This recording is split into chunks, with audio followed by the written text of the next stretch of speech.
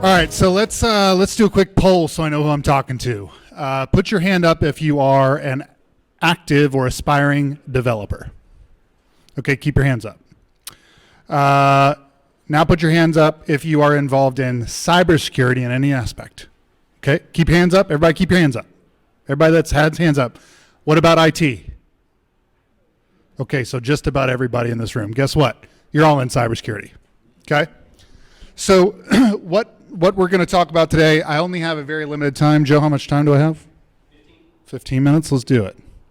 So I want to talk about a few things. So there's a lot of factors driving this change in cybersecurity, right? So there's this idea behind compliance, okay? And then there's reactive cybersecurity and there's proactive cybersecurity. And they do intersect, but some things are more important than others. So a lot of this, what is driving cybersecurity spending today, besides the obvious, which is the attackers, is compliance, right? So there are the federal government all the way down to industry regulations are pushing controls to protect us from the bad guys, right? The problem with that is government, as we know, can be a little slow to adopt change. The regulations they're just so far behind what the attackers are already doing. So you have to find this kind of perfect balance, right? You got to keep the compliance people happy because that can be tied to funding, right? That can be tied to fines. That can be tied to all kinds of things. But the guy in Russia doesn't care about your on-paper policies. He doesn't care, right? He hopes that you don't have them because he hopes that when you get that phishing email and you go to transfer some money, you don't pick up the phone and call, right? That's what a policy is going to do for you. It's going to be a secondary safety control for if the rails fall off and HR tells you to swap out financial information that you just don't do it, okay? So compliance is important because you have to do it, but you want to strike this balance between having the compliance controls and building that foundational security while also focusing on your reactive and proactive controls. So what I want to touch on is some things that we may or may not be familiar with. You're all familiar with firewalls, obviously. So who here has a home security? Well, that's a terrible question. Don't raise your hand because then someone will rob you. So think about when someone breaks into your home. When does your security system kick in? After they've broken in, right? To me, I don't know about y'all, but I have a family. I just had a 1-year-old. That's not good enough for me, right? I want them stopped before they get to my doorway. What's that require? Okay. I don't know if any of you all watch serial killer stuff, heist movies, things like that. Okay. What do? They profile these individuals, right? Everything about them, from what they drink to where they go to how they take their coffee, right? To their tactics, techniques, and procedures, TTPs. So what we want to do is we don't want to wait for them to break into the house to start protecting. That's reactive, right? So these are the kind of controls that we're all used to, right? Oh, wow. There it is. So firewalls, right? There's a lot of great brands out there. You've got Palo Alto that can be 40 grand. You've got Fortinets that are 4 grand. You've got Barracuda. You've got SonicWall. You've got all these great vendors, right? But guess what? They can get through all of them, right? So there's different levels of cyber attackers, right? So when you're trying to build this balance of compliance with a reactive strategy, with most importantly a proactive strategy, you're trying to think like your attacker. So let's say do I have any business owners in here? Okay, great. So let's say you have 50 employees and you're in a specific industry. You're going to have a very specific set of attackers coming after you, right? If you're a 50-person employee, Kim Jong-un is probably not coming for your war chest, right? Half of their funding for the entire country comes from cyber warfare, just so you know. The Russian war is still ongoing because of cyber warfare. Russia's war was started with cyber warfare 2 weeks before it actually happened. This is real. That's why the cyber was actually designated as a 5th plane, right? In 2016, I believe it was. Air, sea, land, space, cyber. There's a reason. Okay, so what do? If someone breaks into your house, what do you do the next time? You try and improve your system, right? I don't want them to get in. I don't want my window sensors to go off. I don't want my alarms to go off. Yeah, great. I got a video recording of me being robbed on my DVR, so I can hand that off to the police and it'll never go anywhere, right? So unfortunately, that's how a lot of cybersecurity has been working for so long, and so few people have seen that they realized until 2016 when stuff really started to hit the fan, oh my God, this isn't working, right? Because here we are, we've got firewalls, those are being bypassed. They continue to try and build those, right? But they're continually getting bypassed. So then we had antivirus programs, right? We had Norton Anti-Lock, we had McAfee, right? Totally different story over there. Plenty of side tangents we can go on and stories to be told, but these next-gen platforms, which are called endpoint detection and response platforms, those, let me go ahead and full screen this. Those stopped working, right? So I just saw an article yesterday where one specific group has actually used an antivirus definition to turn off other antivirus definitions. There are multiple groups that can come in and turn off Defender. There are multiple groups that can break. So the bottom line is you're playing a constant game of whack-a-mole when you're, and I want you to think about this. So that firewall is just like your deadbolt, okay? So when we evolved, we were in caves, and someone had to stay awake to prevent us all from being killed, right? Then we got doors, we got locks, we got better. So the firewalls have been our deadbolt for many, many years, and they've been relatively effective until about 2016, right? Your EDR, that's your sensor, okay? So that's like, once they get to the safe, that's going to send out alerts. That's at your machine level. That's a piece of software that runs here. So if they break in your front door and get to your safe safe should go off. Okay, that's these EDR platforms. Unfortunately, those are struggling as well, right? Microsoft updates. Why do they get hacked a lot? Because they hold the keys to the biggest kingdom, right? It's still, I think it's about 83% of the market share compared to Mac in the enterprise space. So who's going to get hacked the most, right? They just had another really bad one.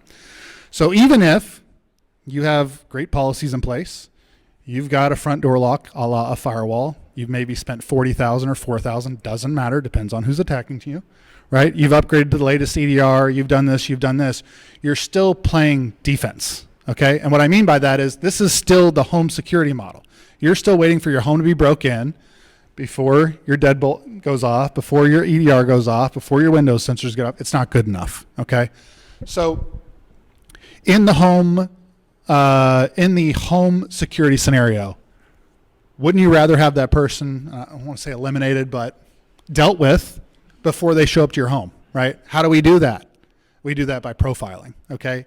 In a tactics, techniques, and procedures perspective, okay? Not racial profiling, not gender profiling, none of that crap. Because guess what? Cyber warfare doesn't care what you look like because they don't even know half the time. All right, so what do? How do we stop this? So what used to happen is they would watch these logs, right? And they would be looking for the needle in the haystack. And they would sit inside the network for 6, 8, sometimes 10 months. These are active breaches we're involved in, so this is real data from our data sets. So in my home office, not the downtown, there's an attic above my office. Imagine if someone was in that attic of your home for 6 months, had audio and visual capabilities inside your home, could hear and see everything that you're doing and your family's doing. What would they learn about you? And then what would they do with that information? That's what they're doing to just about every network. Raise your hand if you or someone you know has been affected by a negative digital cyber incident. That can be a phishing email, that can be a Facebook hack, that can be, raise your hand and keep them up. Because every year the numbers increase. About 70%, right? Yep. Every time I do this, no matter the room, no matter the audience, sometimes I do student-focused stuff, enterprise stuff, mid-market stuff, it's 70% or more. What's that tell you? Okay? So it's not something we can just ignore. Okay, so how do we fix this? Let me show you. Well, we'll just talk about this, and I'm going to switch over to another one. So layers, right? There's a reason our company's called 13 Layers. If it's not obvious, it's 4 layers of defense. Come on, baby. There you go.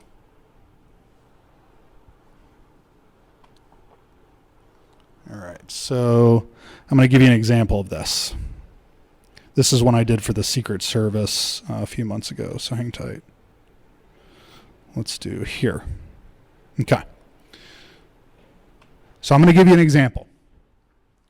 All right, compliance-driven stuff. policies, procedures, training, right? Things like that. Sending you simulated phishing emails so you can start to identify them, understand what they're about. That's what we call the human layer, okay? Now, think about it. It's a law of numbers, right? If you have a company with 100 employees or a company with 1,000 employees, 5% of those people are going to screw up and click a link, right? It's just how it is. We're all busy. We don't have time to take 30 seconds to analyze every email that comes in our box. That's reality. So it's going to happen, and frequently. So what happens next? The human layer has failed, right? So we got to go to the physical layer. So if you think away binary travels, right, comes into the network from your ISP, right, goes through your, comes into your modem, goes through your firewall. Presumably it should go to some sort of a managed or unmanaged switch, and then it's distributed throughout the network, right? So your firewall is your first opportunity to catch that disease, right? So if it's coming through if it's a phishing email or if it's a video, it's binary, right? So you got to inspect that binary code at the point of entry. But we've already identified that those firewalls are failing. So what do? We got to use human identifiable intelligence. The difference between AI and verified intelligence is what? We know one is real, and we're using the real one to compare it to another data set to hopefully identify the next real one. Well, AI is a multi-phased approach, right? So the first time that dirty traffic comes through, AI is hoping to fingerprint part of it, right? The next time that binary code comes through, it maybe identifies from 25% on the first pass to 75%. Well, what do you do when the attacker can change the code on the fly and make it appear as though it's coming from 100 different locations at one time? AI is confused, right? It has to redo that pattern, relearn that model, and then it changes again. So this AI battle, I know the next guy is going to chat about that quite a bit. Funny thing about the information science thing as a tangent, that was my major. I was one of the first 4 informatics programs in the world, which was computer science, business, and information science. My major should have been a librarian. As you can tell, I'm probably not too good. That's probably not best for me. But I very much appreciate that presentation in information science because it is powerful. So physical layer, right? If we don't have something that can show us what the firewall is missing, then we're in trouble. Then we got to go to the next layer, right? Which it's going to go straight to the machine, right? So you got the email, you missed one of a million, you made a click, right? That came through the firewall, hit your machine, and that's when that software needs to kick in, right? So now it's going to detonate on the machine, and you're hoping that your machine level software will catch that, contain it, quarantine it, and move on with your life, right? So now we're at so I've skipped a layer. The email layer is also identifying things that are coming in. So we've got a couple different ways we can do that from a protection perspective. A lot of people don't realize this, but Microsoft Office has incredible controls. If you do it right, you can eliminate like 90+% of spam without spending more money. But then you can add additional layers on that. So again, it's like the filter, right? Do you want to drink out of a filter with 1 level of sand or 32? Okay. So these layers, this layered approach is how we take reactive solutions and put them in line, and then the human intelligence is where the je ne sais quoi comes in. So in the same way that the FBI profiles serial killers, criminals, terrorist groups, et cetera, that's what we're doing with cyber criminals. So whether it's the Russians, the Chinese, the North Koreans, the Iranians, they all have individual groups, and each of those individual groups have their own targets, their own financial support, their own infrastructure they use. So we're tracking this all over the globe along with our partners in the government, and we do bidirectional threat intelligence. So what would you rather rely upon? Would you rather rely upon AI hoping for the best, or knowing for a fact that that's the guy you don't want inside your network, right? So you have to have that human intelligence, and a lot of people are doing this. The problem is these layers don't talk. Okay, so all the big multi-billion-dollar companies, that's why there's consolidation in the marketplace, because they're trying to create what we've been doing for years, which is getting intelligence to talk to all those layers. So now we can take that intelligence that we know is verified, we can pass it to the firewall, we can pass it to the email layer, we can pass it to the machine layer. We can get this network talking to each other so that it's working together versus 6, 7, sometimes 12. I do meetings with 14 security solutions in line with larger companies. And I'm like, guess what? All you've done is made the problem worse. Because now you got 2 solutions that don't know what they're doing. They're not talking, and it's just a nightmare. So I think I'm down to about a minute. So proactive, proactive, proactive. A good exercise would be to draw a Venn diagram of the things that you need to accomplish as an organization to build an information security program. Look at compliance, reactive, and proactive, and whatever's in the middle is what you want to do first, okay? Anybody that has any desire to jump from code to cyber, now is your time. I'm going to make a recommendation. Reverse engineering is where the big dollars are in development. And if you can learn some programming language that the attackers are learning, like Go and some of these others, that would be a very wise direction to head in. So I'm here for questions. If y'all need it, feel free to scan that or go to our website, and someone from our team will get back to you if you have any further questions.